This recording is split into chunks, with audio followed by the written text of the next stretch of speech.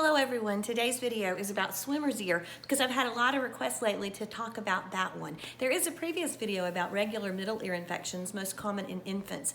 Now swimmer's ear is more common in kids who are of course swimming. It doesn't always require swimming, however, you can get enough water in your external auditory canal, your ear canal, just from taking a bath or taking a shower that it could still cause what we call swimmer's ear. The real word for it is otitis externa, meaning that it's an inflammation of the lining of that canal that goes down to your eardrum at the bottom. With swimmer's ear, your eardrum itself is not even usually red, but the lining of the canal can be brightly red and very painful. One of the tricks at home to deciding if it's swimmer's ear versus a regular middle ear infection is if you gently tug the external part of the ear, it hurts in swimmer's ear because that's then pulling on the lining of that canal.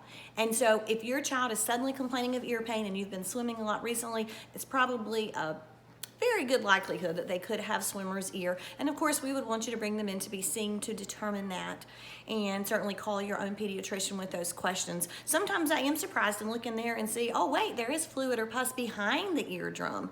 So that stuff doesn't come from swimming. Typically, if there's pus or infection behind the eardrum, that usually comes from a regular cold, and that then spreads out to the ear drum itself and it becomes infected. That can also be painful, but you should always appreciate just how painful true swimmer's ear could be.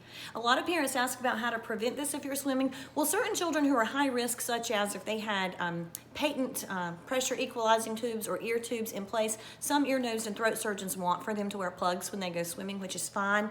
That opinion varies between surgeons. If your child goes underwater a lot, then you may want to think about earplugs. Or if they frequently get swimmer's ear, you could use them as a preventive. The other thing you could do is if they had had a busy underwater day that day, just to help evaporate some of that and to alter the pH of the canal, you can mix half white vinegar and half rubbing alcohol. Now, it doesn't need to be cold because that can be jarring and shocking and uncomfortable. But if it's just room temperature, that shouldn't bother them too much. Now, if they already have swimmer's ear and you put rubbing alcohol in there, it is going to burn like fire and they will scream with pain. So that's a very indirect way of diagnosis. If you did that and it really hurt them, that's bad, but that would mean probably they already had some raw patches in that ear canal, and then we would need to see them. So the treatment for swimmer's ear is they need to be placed on an antibiotic drop. They don't have to take antibiotics by mouth like you would do for a middle ear infection. They just have to have the antibiotics put right where they need them. Now, one of the medicines on the market these days has a combination of antibiotic and steroid, and that actually works very well because you're killing the bacterial infection while you're also calming down the inflammation and the pain. So usually they reach a pain-free state quicker.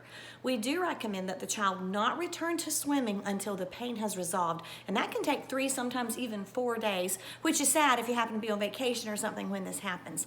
I have had kids who had a bad swimmer's ear, but they were on the swim team and they had to compete. So in those cases, we would let them. They just needed to wear an earplug so they didn't make it any worse from the infection they already had.